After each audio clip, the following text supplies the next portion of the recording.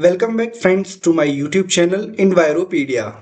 तो जैसा कि मैं आपने लास्ट वीडियो में कहा था कि हमारा एनटीपीसी का जो एग्ज़ाम है वो सेकंड और थर्ड वीक में हो सकता है मोस्ट प्रोबेबली।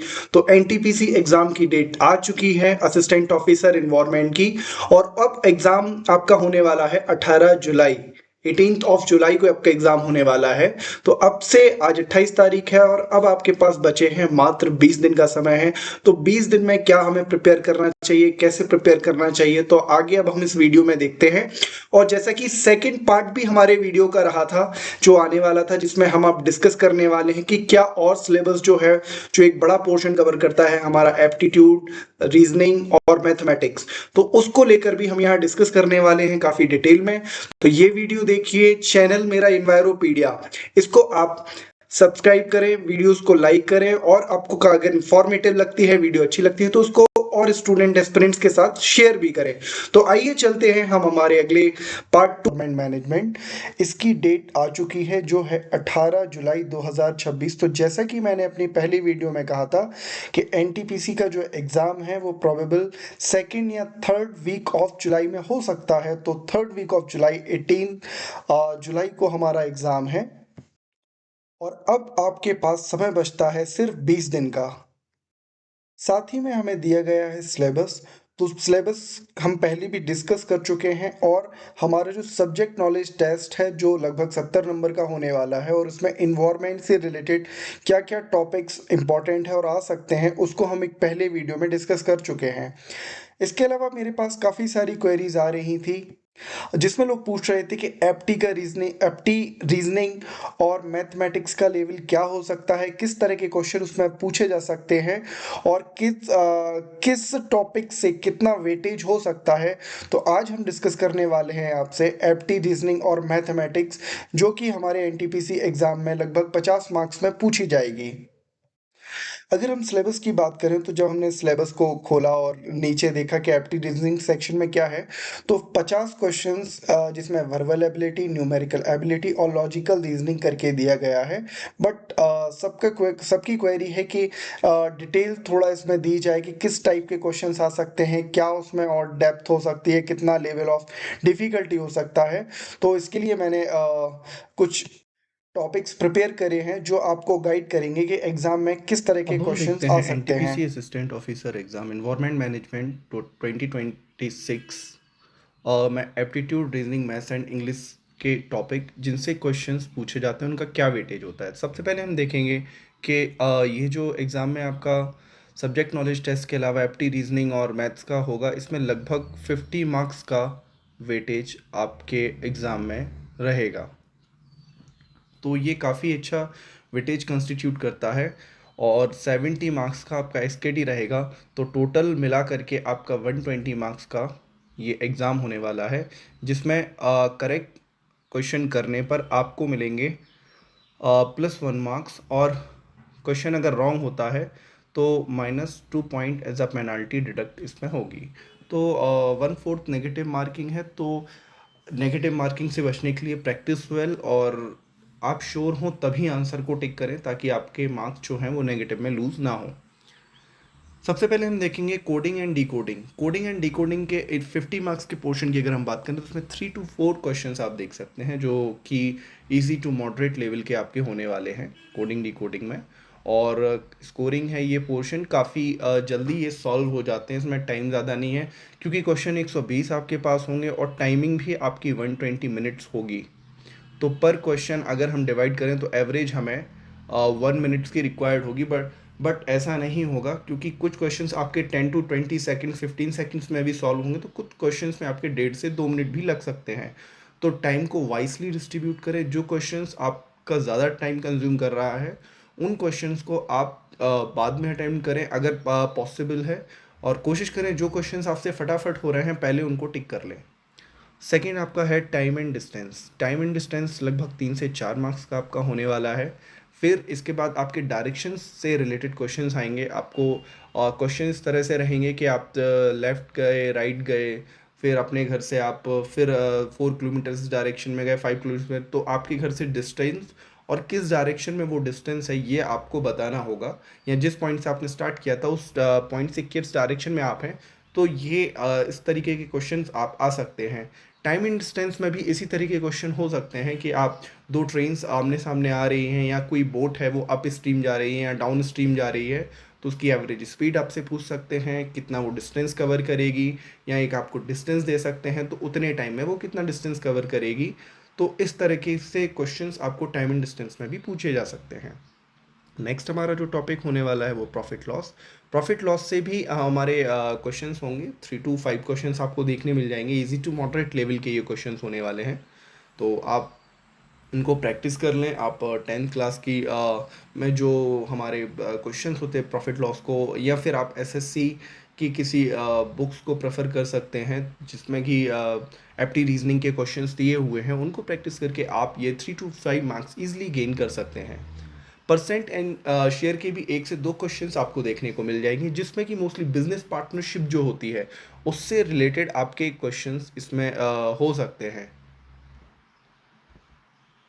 और इसके अलावा हम आगे देखें एरिया एंड वॉल्यूम, इससे रिलेटेड भी आपको क्वेश्चंस इसमें 1 से 2 क्वेश्चन मिल जाएंगे। इसमें भी मोस्टली क्वेश्चन आपको सर्किल, ट्राइंगल्स, स्फीयर्स, क्यूब्स और इन हेमिस्फेयर हो गया आपका, इनसे एंगल्स, सरफेस एरिया, वॉल्यूम और इनकी प्रॉपर्टीज़ को आप अच्छे से देख करके जाएं, अच्छे से प्रैक्टिस करके जाएं, ताकि क्वेश्चंस आपको करने में ज़्यादा डिफ़िकल्टी ना हो। रेशियो एंड प्रोपोर्शन से भी आपको 1 से 2 मार्क्स के क्वेश्चंस देखने को इसमें मिल जाएंगे। और इसके अलावा हम अगली बात करेंगे राउंड टेबल रो अरेंजमेंट के क्वेश्चंस। तो राउंड टेबल के जो क्वेश्चंस होते हैं, इस तरह से आपको एक राउंड टेबल होगा या राउंड सर्कल में कुछ पर्सन्स खड़े होंगे, तो उसकी पोजीशंस आपको अलग अलग तरीके से बताई जाएगी, और इस हिसाब से आपको ये क्वेश्चन सॉल्व करने होंगे। और फिर इसके बाद में फाइनल पोजीशंस आपको who is standing beside D, who is standing beside A, इस तरह से आपको ये क्वेश्चन पूछ सकता है। सिमिलरली रो में भी आपको 4 पर्सन दे सकता है, आपको 2 रो आमने सामने हैं, उनकी अलग अलग पोजीशंस आपको दे सकता है। तो इस तरह से आपको ये क्वेश्चन सॉल्व करने होंगे और फिर आपको फाइनल पोजीशन बतानी होगी। जनरली जो राउंड टेबल वाले होते हैं उसमें हमारे 6 पर्सन की पोजीशन से रिलेटेड क्वेश्चंस आने की मोस्ट प्रोबेबिलिटी हो सकता है नंबर ऑफ पर्सन 7 और 8 भी हो, but mostly 6 number of person के क्वेश्चंस आने की है। ये सारा जो डेटा मैं आपको बता रहा हूँ ये प्रीवियसली जो हमारा 2024 में एनटीपीसी असिस्टेंट ऑफिसर इन्वायरमेंट का जो एग्ज़ाम हुआ था उसके बेसिस पर आपको बता रहा हूँ। फिर हमारे पास एज रिलेटेड क्वेश्चन है। आप कोई भी एग्ज़ाम देते हैं तो एज रिलेटेड जो क्वेश्चंस हैं हमारे वो उसमें आते ही आते हैं, तो 2 से 3 मार्क्स के क्वेश्चंस यहाँ भी आपको मिल जाएंगे, जो कि मॉडरेट लेवल के क्वेश्चन होंगे, थोड़ा सा टाइम टेकिंग हो सकते हैं, बट आप इनको ईजिली सॉल्व कर सकते हैं। तो वहीं हम अगले नेक्स्ट अगर देखते हैं तो ब्लड रिलेशंस के जो आपको क्वेश्चंस देखने को मिलेंगे, 2 से 4 मार्क्स के क्वेश्चंस आपको मिल सकते हैं। ये क्वेश्चंस काफ़ी टिपिकल नहीं होते हैं, इजी होते हैं, रिलेटिव 20-30 सेकेंड्स में अगर आपकी प्रैक्टिस है तो आप इनको इजीली सॉल्व कर सकते हैं। आपको डायग्राम बनाते हुए इनको सॉल्व करना है। कुछ क्वेश्चंस ऐसे भी होते हैं कि जो वर्बली भी सॉल्व हो जाते हैं, तो इनको प्रैक्टिस वेल कीजिए ताकि आपका मार्क्स यहाँ लूज़ ना हो। ये स्कोरिंग पोर्शन है। स्लॉजिज्म जो आपका है इसके भी 3 से 4 क्वेश्चंस आपको इसमें देखने को मिल जाएंगे, और ये भी काफ़ी अच्छा पोर्शन है, आप इसको अच्छे से प्रैक्टिस कीजिए। इसके अलावा हम देखते हैं मैथ्स। मैथ्स में आपको 4 to 5 मार्क्स के क्वेश्चंस यहाँ देखने को मिल जाएंगे, जिसमें कि आप के जो पोर्शन होंगे मैथमेटिक्स से वो होगा आपका ट्रिग्नोमेट्री, जिसमें कि आप elevation, distance and angle of elevation and depression के क्वेश्चंस लगा सकते हैं। तो इससे क्वेश्चंस हो सकता है 1 से 2 क्वेश्चन। वहीं डिफरेंशिएशन, इंटीग्रेशन से भी आपको 1-1 मार्क्स के क्वेश्चन मिल सकते हैं, जिसमें कि क्वेश्चन लेवल ऑफ क्वेश्चंस काफ़ी टफ नहीं होगा। आपको बेसिक रूल्स पूछ सकते हैं, लिमिट से रिलेटेड क्वेश्चन हो सकता है, लॉपिटल्स रूल से रिलेटेड क्वेश्चन हो सकता है, एंड बेसिक डिफरेंशिएशन रूल जो है आपको उससे भी रिलेटेड क्वेश्चंस पूछे जा सकते हैं। Last time basic differentiation rule को लेकर के क्वेश्चंस आया हुआ था, और एक क्वेश्चन प्रोबेबिलिटी एंड मैट्रिक्स को लेकर के भी 1-1 नंबर के क्वेश्चंस आए थे, लगभग 3 to 4 मार्क्स, और आई वुड से कि इस बार हो सकता है शायद 4 to 5 मार्क्स भी आपके क्वेश्चन इसमें आ सकते हैं। इंग्लिश, तो इंग्लिश के भी हम देखें, आपको synonyms, antonyms, one word substitution, idioms and phrases, shuffling of sentence part, comprehension passage, इससे रिलेटेड क्वेश्चंस आने की प्रोबेबिलिटी है, जो आपको 4 से 5 मार्क्स में इसमें दिख जाएंगे। और इसके क्वेश्चंस काफ़ी हार्ड लेवल के नहीं होंगे, मॉडरेट लेवल के होंगे, बट इट डिपेंड्स कि आपकी इंग्लिश कैसी है। तो इसको आप डेली थोड़ा थोड़ा देखेंगे। अगर किसी डिक्शनरी के थ्रू या कोई बुक रेफरेंस में आप लेते हैं तो आप easily you can do it. 4 to 5 marks के सेक्शन में आप 3 to 4 मार्क्स एटलीस्ट आप कर सकते हैं। अगर 5 मार्क्स का ये है तो इतना ईजिली है, और तो इसको आप आराम से कर सकते हैं। कुछ टॉपिक्स मैंने मिसलिनियस की कैटेगरी में डाले हैं, जैसे कि real numbers, whole numbers, integers, prime numbers, natural numbers से रिलेटेड क्वेश्चन आ सकते हैं। इसमें 5 to 6 क्वेश्चन आपको देखने को मिल जाएंगे। वो आपसे पूछ सकता है कि what is the sum of prime numbers between 1 to 100।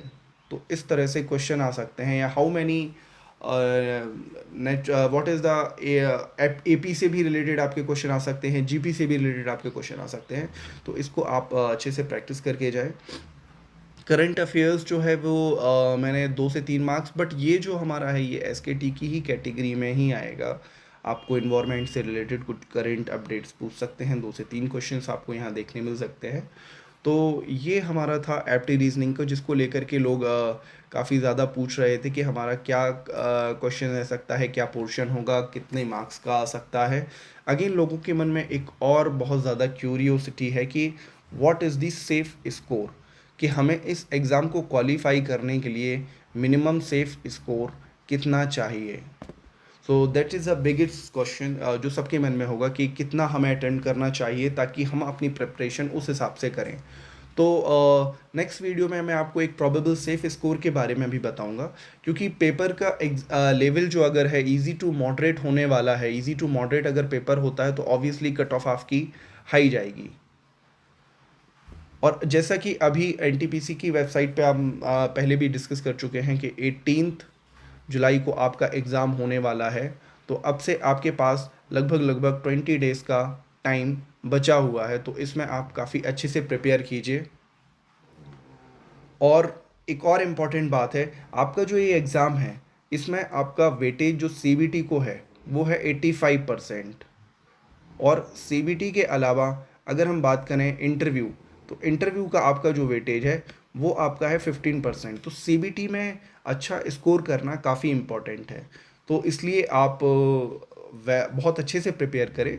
और इस सेफ स्कोर क्या है इसके लिए भी हम एक अलग से वीडियो डालेंगे, और कितना आपको टारगेट करना चाहिए। तो अभी के लिए ये जो मैंने आपको बताया है कि आप इन टॉपिक्स को अच्छे से प्रिपेयर करते हैं अगर, तो आपको इजीली काफ़ी अच्छा स्कोर करने को मिल जाएगा।